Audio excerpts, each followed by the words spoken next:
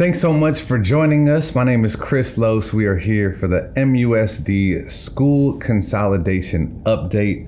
Today is March 17th, 2026. I am joined by School Board President Maritza Travanti. Hi, Chris. Good to see you, and thanks for having us today. For sure. Thank you for being here and making the time. And I'm also joined by Dr. Paula Hart Rodas, our Superintendent of the Monrovia Unified School District. Hi, Chris. Thanks for having me as well. I'm excited to be here. And I'm really glad you got to see this space for the first time. It's beautiful. It really is beautiful. That's cool. So we're here at the KGEM studio, the Ralph Walker Soundstage.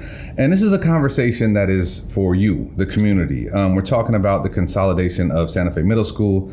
For a lot of folks, Santa Fe isn't just a campus, it's history, it's family, it's memories, it's all these things. So hearing a school like that is closing or being consolidated, it's emotional. There's emotions attached to it. People are sad or scared or mad or confused or all of the above. So if you're in one of those or all of the above, it is absolutely understood. And that's why we're having this conversation. The goal of the conversation is super simple. We want you to walk away with a clear understanding of what is going to happen as we move forward for your students, if you're a parent, or you're somebody who is concerned and wants to know what's going to happen. That is the goal of this conversation, to be transparent with you and get people that are the ones that are making those decisions for our young people here in town at the table. So again, ladies, thank you so much for being here. I really appreciate it. I guess to start, if you want to just talk to Santa Fe families for a moment, and what you would like to share with them from your heart at this stage of it. Yeah, absolutely, Chris. From the get-go, when we created the fiscal stabilization plan, which was like 2 years ago, there were 3 major steps to that. And throughout the time, we've been discussing it, we've been sharing it in school board meetings, staff meetings, I'm sure that you've had, and that really led up to this decision. And we knew it was going to be very impactful to students, to their parents, their guardians, and staff. I mean, this is a big move. I worked for the federal government. I went through lots of government shutdowns. I went through office closures. I know what that's like. You feel like you're breaking up a family. And that's why I feel like we have Dr. Hart Rodas, the right person in the position to steer us through this the best possible way so that everybody feels the same goal, and that is to merge both schools, merge the staff, merge the students and the families so they feel supported in every possible way, because it is very impactful to the community, and we understand that. Yeah, and you're absolutely right. As I've shared with our community, I'm a child of school closure. When my high school closed, now I was able to have a stay of execution that didn't close till after I left. My sister and the class that left there, it's still closed, and we still feel that impact today back in the community where I grew up. And so I bring that knowledge of what that feels like and how that impacted our community, and knowing what things to look for and how that impacted even our staff in the community I grew up in, that I eventually taught in. And I taught with people that were my teachers that had to experience that. And I was able to bring that firsthand knowledge to this experience. And so we had that in our minds as we were working through this. And I shared that with our families when we were having our community meetings, and knowing that what is important is that when we bring, wherever we landed, is that it is about, as Mrs. Travanti said, bringing everybody together. Right? It's not just closing one and bringing them along and now you're over here, but really what our team is focusing on for both the students, the staff, and the families is a real bringing together and starting on the next era of what it's going to look like for our school district. That's cool. That'd probably be the wrong way to say it. I'm thankful that you were able to have that experience, to be in this moment now and having that kind of a peek behind the curtain to work with those same teachers. Sure, I appreciate what you're saying. That's a rough. I understand. It was not. It wasn't fun for sure. As a high school junior and senior to be facing like, oh my gosh, I'm gonna have to go around the hill to a school I've never been to and graduate from there as a possibility. It wasn't an awesome thing. But from that experience, I was able to really empathize and understand what our students and our families and our staff are going through, and use that in our work with our team on this process. Cool. For just an overall, like, folks that are trying to understand, how does this happen? How do we get to this moment? Like, there's enrollment. Is it budget? Is it facilities? Is it programs? Is it a jambalaya of all of it? If you could best help anyone trying to understand how we got Definitely. Jambalaya is a good way of putting it. You throw a bunch of things into the pot. Definitely declining enrollment. We've been on that trajectory for over 10 years now. Eventually was going to make an impact. And what saved us for a few years was all the COVID funding that came in, but that was one-time money. And quite frankly, we had the union president come do a public comment and said it's time to right size. It's time. We had more teachers, more staff compared to the amount of students that we had registered in this school district. And when that happens, then you can't afford a lot of things. And one of the big things that we couldn't afford was a raise for our staff. Our teachers deserve a raise. Our staff that keeps our schools running, they all deserve a raise, and we just were never going to be able to get there. And all kinds of other resources for education and things like that.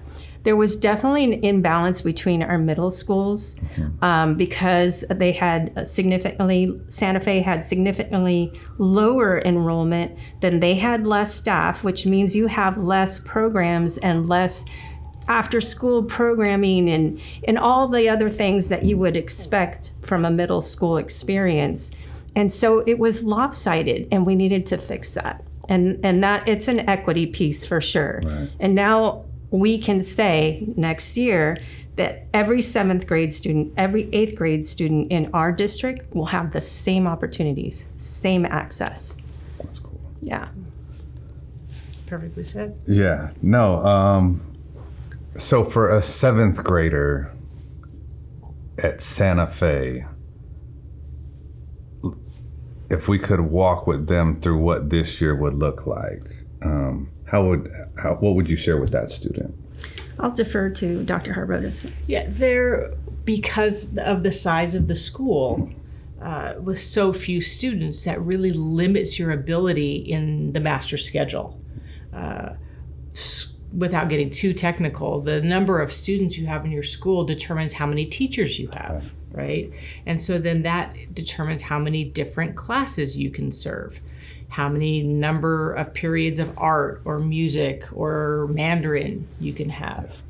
And as the number of students in your school dwindles, then the number of sections you can offer dwindles. So if you didn't get to have art or music this year because it didn't fit in your schedule with the other courses you needed to have, then that was an opportunity lost because there was only room for potentially 1 or 2 sections of art this year because of the small size of the student body.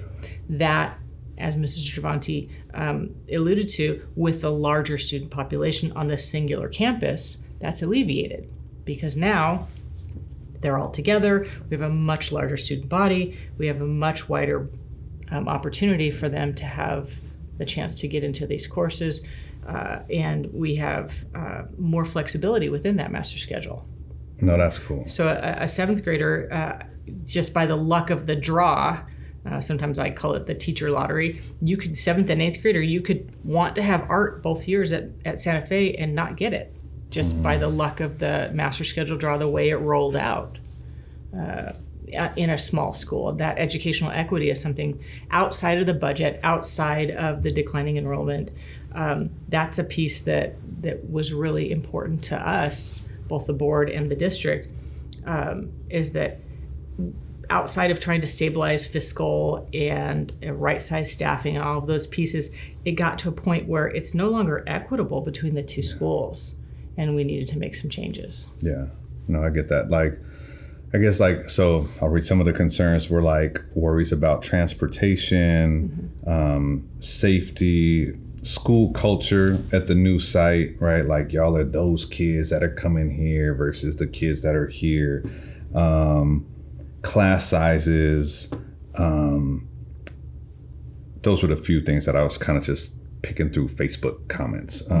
So you could address. Yeah, absolutely. Transportation was a very important piece, and it was something that the board felt very strongly about. And so we directed Dr. Hart Rodas to work with her staff to come up with a transportation plan, in which they did. And I was very pleased. And it wasn't just strictly getting them from point A to point B, but it was also what happens after school, because there is the extracurricular programming. There's athletics, there's robotics, there's clubs, there's tutoring. There's all kinds of things that happen after school. I did not want anybody coming in from Santa Fe to miss out on those opportunities. Again, this was all about equity and access. Yeah. So they came up with a transportation plan to have 2 routes in the afternoon. So one right after school going home, and the second one for those that are participating in after school programming. Cool. Yeah, so we're going to pilot that next year. Mr. Nava and Ms. Carter are working on the plan right now with Dr. Z. We'll have the regular home to school before and after school. And then what they'll be serving the families from that area is looking for how many folks or students want to participate in those after-school programs. Either they're staying with our expanded learning programs in our regular after-school programs, or that are part of athletics or the robotics, those kinds of participating activities, and would need a ride back home. Most of those things end around 4:30-ish, and see how many that would need. But we do know that we have the capacity within our current drivers and our bus fleet to be able to do that. That's amazing. Yeah, if I may add also, for the last few years, Santa Fe and Clifton students have been able to audition for the annual theater performance. And so they've already, in the arts, have been working together on that and producing beautiful shows. There's one coming up too. Bye Birdie. Yeah, Bye Birdie. Please come see it. So there's been a lot of that collaboration already. And as far as culture building, I think Dr. Hart Rodas, her staff, the principal at Clifton, Ashley Leone, and also the principal at Santa Fe, Michelle Costarella, have been really working together. There's a day planned to bring kids on campus together, staff together. There's lots of meetings with parents scheduled. So they're really trying to build that collaboration and cohesiveness.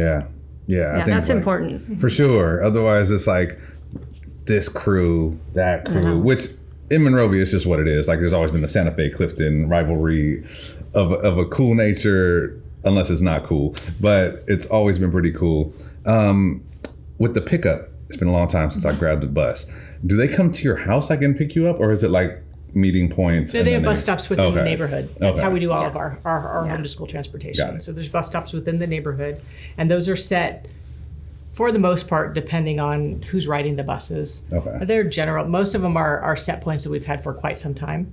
And so in this new route that will be devised by our transportation team, those stops have yet to be determined, and they will be placed by who really needs the rides. Remember that we've had a route for the last several years that's taken folks from the upper part of campus, the upper part of town, down to Santa Fe for the upper level students who've been participating in the Mandarin dual immersion program that were actually transported down to Santa Fe. Well, those folks won't need transportation because now they'll be able to get their way over to Clifton. And so that route will be eliminated, and those drivers will be repurposed to make this new route. So as we hear from the families who really does need this ride, that will help our transportation team determine exactly where those stops will be. Oh, cool. For students that need extra support, if it's IEPs or just have a hard time learning differences, what does support look like for them in the transition like this? Well, our special education students always have a transition IEP at the end of the year, if they're transitioning for levels from say 6th grade to 7th grade. right? So that's just a normal thing that always happens. Right now, especially our team is making sure to pay special attention to as they're moving over. But thankfully, all of the Santa Fe teachers will be moving over, with the exception of one who's going back to the high school. All the Santa Fe teachers will be going to Clifton, so the teachers will be going with them. So the council will be going with them. All of the folks that they're familiar with, Oh, cool. right, in the classroom spaces, the counseling spaces, they're all going to be with them. So they're all going to be together. So that's a bonus. For sure. That the students and the folks that they're familiar with Yeah. will be there. That's great. In terms of intervention strategies for students who aren't on like an IEP within special education or a 504, that's part of what our Ed Services team and Ms. Leone are building right now as we're starting to look at the master schedule and what kinds of things, now that we have a larger group and we can be more flexible with the master schedule, we're actually able to look at what kinds of intervention models similar to the elementary schools with interventionists and perhaps pull-out programs or push-in models. We're looking at what kinds of things can we do now that we have that larger body. Yeah. And that's a work in progress still, but those are the kinds of things that they're looking at for next year. I dig it. With the culture of Santa Fe, I guess kind of now, what's the word? With it being wrapped up, is there a thought of like how that legacy continues on, or is it honored or remembered, or I'm not sure what I'm asking, but how does that connection for so many people who have, you know what I mean, grown up here and their families all went to Santa Fe, is there a kind of a remembrance of some sort for the campus and the, you know what I mean, like, and the Cougars down there? Oh yeah. We've I don't know, we've talked about it a lot in Ed Services. I've talked to all kinds of the superintendents along the corridor who've done some things. I read about a high school in Northern California that upon its closing held one last prom for all the graduates. We've talked about some last things on the campus for after school gets out, inviting families back.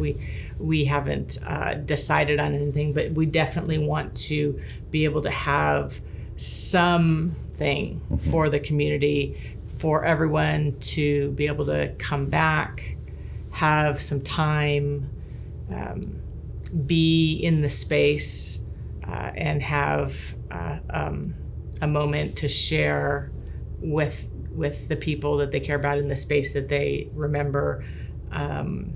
Because it needs to be honored, right? Yeah. It was, Dr. Z was a principal for all those years. Also, we've created a committee that is made up of staff from both schools, parents from both schools, English language learners, all the programs represented. So I expect that there will be some ideas and recommendations that come from that committee. But honestly, I would love to be able to honor all the alumni, that went to Santa Fe and presently staff and students and families. We need to honor that in something that has longevity. I know I bounced an idea of having a mural of both mascots just kind of coming together, that'd be cool.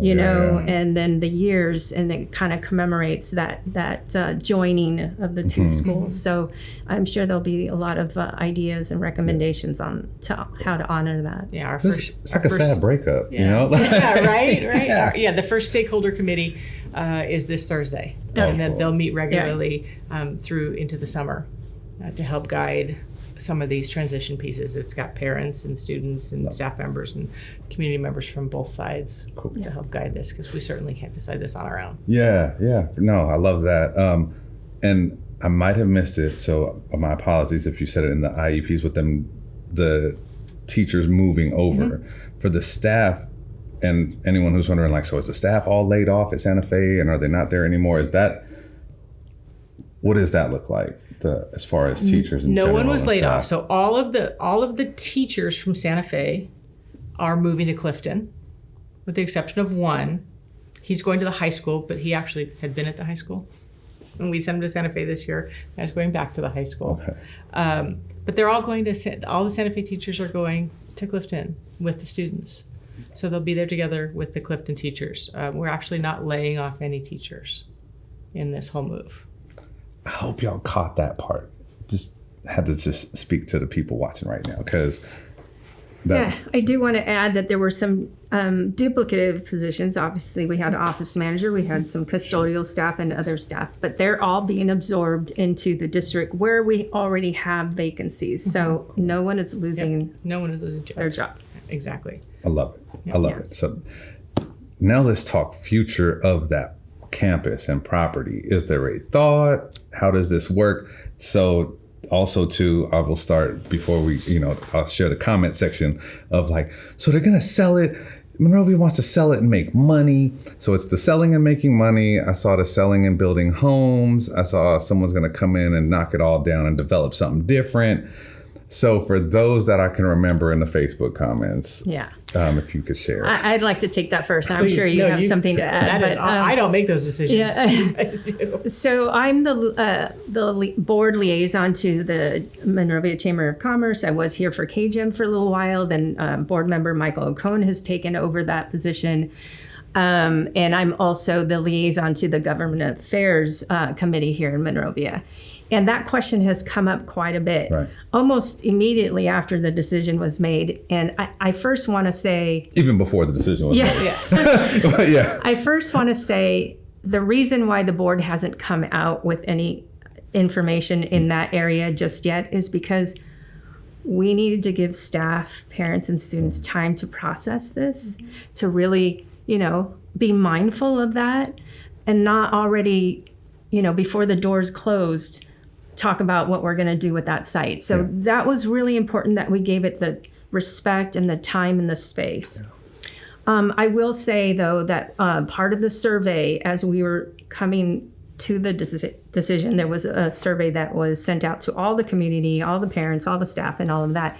And we received something like close to 900 responses. And within those responses, or that one of the questions was, what would you like to see with the property, done with the property?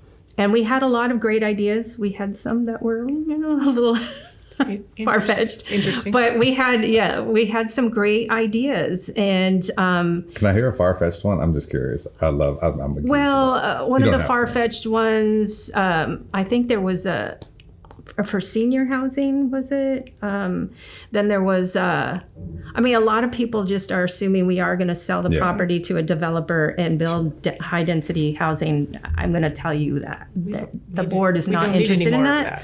The board is not interested in that. But we would like to repurpose the property that would benefit the community and the school districts. So some of the ideas that were put were make it a sports complex.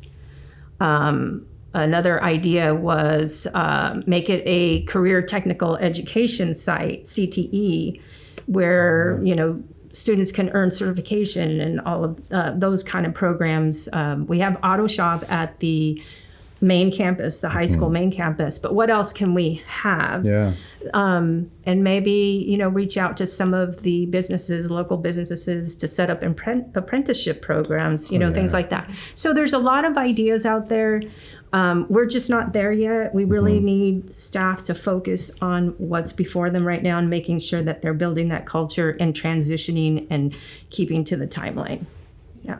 Cool. So if you wanted to add anything else. Absolutely. And that was the goal, is to focus on the most important part, which is the transition piece, and making sure that we are accounting for everything: staff, the students, the families, the community. And that, as Mrs. Travanti said, we don't want to say, oh yeah, get out of the way, we're going to do this now with your space. Because the board is very interested in doing something that benefits both the district and the community, they've expressed very heartily that we get input and ideas, more so than just the 900 folks that answered my little survey. And in talking with my superintendent colleagues, one of the best ways to do that is to, when we're ready, to form a community facility advisory coalition and to really dig into deeply what could we do with it. Yeah. Yeah. I also see more surveys going out and having some town hall meetings around that. This is a cool campus. It is. Campus-wise, I was just there. I was like, wow, it's big, but it's also got the gym. It's got cool. It's cool. It's a cool campus. It absolutely is, and I'd really love to see it put to good use for this community. Yeah, agreed. If there was anyone concerned about like child care or what, is there somebody that they can contact? I guess in the district, or like who would? If they're concerned about child the after school program? Yes. After school. Yes. After school programming is run by Mr. Lujan. Okay. So Mr. Phil Lujan. Okay. Yeah. So there was a Village, if I'm not mistaken. Is that Village different Village is the district middle school version. Village is the old name, right? Yeah. So because we've expanded. Oh, got it. So the expanded learning programs is the umbrella for the Monrovia, and then we contract with the Boys and Girls Club for the elementaries. So we've got our whole program, which is TK to 8. Yeah. And so the Monrovia expanded learning staff manages the middle school programs at Santa Fe and Clifton, and then we contract with Boys and Girls Club. But Mr. Lujan supervises that whole thing. Okay. That's cool. What else? So looking back at the process of how everything was communicated and rolled out, is there anything like you wish would have gone differently in the feedback that you've received now that I'm sure you both had several emails and calls and been fielding things nonstop? Oh. I want to say I really appreciate the community engagement that we received during board meetings. We had a lot of people come forward and speak, give opinions, or whether it's support or recommendation or what they would like to see. Early on, there were public comments about, I can't get my kid to school in Clifton. I live in, the southern part of the city. Well, obviously things like that spawn direction and additional resources and the transportation plan that was created. So I feel like the community was really engaged in this process and really wanted to know, what it was going to look like. And so the board also received a lot of emails besides the public comments. So we had a lot of input, not just from parents, but also from staff. And I did appreciate that quite a bit. Cool. Yeah. I would just say, and I said it in the board meeting, we did have some foibles in our early data in our community meetings, and I apologized then, and I'm apologizing again. We messed up some data early on, but we fixed it, and we continued forward. But I will also echo that we did have lots of engagement throughout the process. We could always want more. Yeah. Always. But, statistically speaking, almost 900 folks taking a survey, which included students, which I thought was pretty nice. And people that didn't even have kids in our school were very interested and engaged. You can always want more, and look forward to that as we move forward in the process, both with our steering committee for the consolidation, as well as when we move forward and start talking about the what to do with the property. But our team worked really hard, and I'm proud of our community that came out and spoke up. And we just keep learning and keep working together. I think that's the biggest part of it, is that we came together. Yeah. Does this allow for new things, whether it's programs or anything else that you were maybe hoping to bring into the district that now, because it's this way, it can? And can you give us a sneak or a trailer at anything that might be around the corner? Actually, we are doing a couple of new things. It's allowing us to beef up our student leadership program. So we're actually adding a new student leadership program called WEB, Where Everyone Belongs. It's the middle school version of Link Crew. which is Link Crew is a high school program, which is an orientation student leadership program that helps orient and acclimate the younger students to the high school. Yeah, they become ambassadors. And they become ambassadors. So Web is the middle school version of that. It allows for another layer of student leadership learning. So the 8th graders get to become Web leaders. And so we're instituting that. And so Miss Leone and some of her staff from both the schools have already begun working on that. Awesome. And they will have Web leaders to welcome the current 6th graders, next year 7th graders, and have a whole Web orientation next year. That just is another layer of opportunities for students to start learning leadership skills even earlier. And that's something that we didn't have before. Again, because now they'll be in one location, we'll have more opportunities for students to take different levels of music, different levels of art that they didn't have previously, because the teachers had to move back and forth between the schools. So they had to consolidate in what we call double roster. So we had to put intermediate and advanced together in the same class. It's harder to teach way. Yeah. And then we have, because we're pooling our resources, our STEM labs, and some of our other science and technology pieces, we'll be able to expand those. And we are bringing a middle school level auto shop to Clifton next year. That's cool. To connect. To bridge. To bridge to the high school program. Oh, that's great. Yeah, I think that's what's important for a board member is not necessarily this first year, this next year, school year, growing programs, but really making the programs that are there strong, bringing in the resources. Dual immersion and Mandarin and Spanish will be at Clifton. Yeah. Let's make them strong. Let's make sure that they have the resources that they need. All the other programming and the athletics program, now, all the talented kids are going to be on the same campus. So that's what I envision is really adding strength and resources to the programming that's in place. And then stability, of course, stability. It's going to be a year of creating that stability and collaboration. Yeah. No, this first year is always like okay, here we go. And I love hearing everything. I appreciate the thoughtfulness behind things. So thank you for that. With the concern of elementary schools being super full, all of them now will be going to Clifton. Is that a concern? Class sizes, can Clifton capacity wise take the influx of that? Yeah, absolutely. Okay. I mean, historically, Clifton had 1,000 students, even with combining, and because it's just 7th and 8th grade, they're going to be around 650. 700. Or 700. Okay. So it can withstand that capacity, no problem.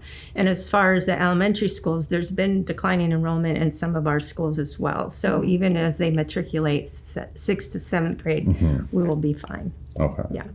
Well, cool. Is there anything that, we kind of talked about how parents could get ready, what students can know. For staff or teachers, is there anything you'd like to share with them about this transition process? We kind of touched on it, but if there's anything that you wanted to share with them, I've been attending the Coffee with Principals at all of the schools. I still haven't been to Santa Fe and Clifton, but they're coming. Yesterday, I attended Mayflower's Coffee with the Principal, and she had Ashley Leone, who is the principal of Clifton, speak to the parents, invited 6th grade parents that were matriculating to 7th grade. And a big suggestion that she had was, well, actually, there were 2 of them. Go around walking around the campus, because there are several different gates at Clifton, and it can get very confusing when they're brand new, So go around and come to an agreement on which exit or entrance you're going to be using and where your pickup or meetup point is going to be. I had a student at Clifton. I never parked along Clifton. It's I rough. went down and I went down by the police department and waited for her there. So determine your point with your student. Second thing, PE is new. for and changing into your PE clothes is a new concept. Yeah. They won't have to do that for the first week, but what she recommended was get a lock, a combination lock, and start learning and practicing their code on how to open that combination lock. Teachers will be there to help, but if they learn to do that ahead of time when they get their assigned locker, then they're going to be ahead of the game. Okay. So those are the two big things that she suggested as they prepare for. The pickup is a gem. Definitely have the pickup point for Yeah. sure. Oh, yeah. Any tidbits you want to share or, You know, I'm I thinking about that. just want to thank our staff at both Santa Fe and Clifton. We know this has been a very bumpy ride, and I just appreciate your faith in us as we went along this road. Your strength and your resilience has been what's made us be able to get here. So I appreciate you very much. cool. And I'd like to add, I'd like to thank the school board because this was a tough decision. Oh, absolutely. From the beginning to the end, from the very first part of the fiscal stabilization plan to this final decision, it was very hard. And we all have our heart and soul. Mm-hmm. We all want to do the right thing. And I hope that they feel good about their decision and how we went forward in the different steps and the different directions that we gave, and that I feel really good that things are going to go well with this transition, and I feel confident again with Dr. Hart Rodas and her team and being able to execute the transition in the best way that it can be. Yeah, I mean, this was like, I've never seen a situation like this because it's like, someone's going to get hurt. Someone's going to be sad no matter which way this goes. So seeing that, thank you to you, Doctor, as you're coming in kind of new still. And this is quite the walk in and welcome. It was. I knew the job was dangerous when I took it, but I have to thank the board for trusting us and for being brave across the whole process. I was just talking to the CFO of LACO the other day about the whole process and what all that we've been through. And LACO has really commended the board and us on the work we've done over these 2.5 years, and the choices we've had to make, and how well we've been able to sort of stay the course no matter how difficult it's been. Because the long-range outlook we've plotted for the district is going to be so beneficial for the students we have in our schools now and the ones that are coming up, that it's been, because the board was, I'll say, willing to make the choices that they had to make. Yeah. We put some hard stuff in front of them and said, we need you to say yes to this. This is the way to go. And even though it was difficult, they believed in us and the work that we put in front of them. That was important. And the county has said, that we've done a good job with that and commended us for that work. If I may add one more thing, Yeah. I know this is important for the middle school population, but all the information regarding the middle school consolidation can be found on the Monrovia Unified website. So if you go to the Board of Education tab and then hit on community, the middle school consolidation information is the very first item there, and it'll have all the slides, it'll have the data, it'll have, the latest updates, because we are doing updates every school board meeting with the latest activity. Yeah.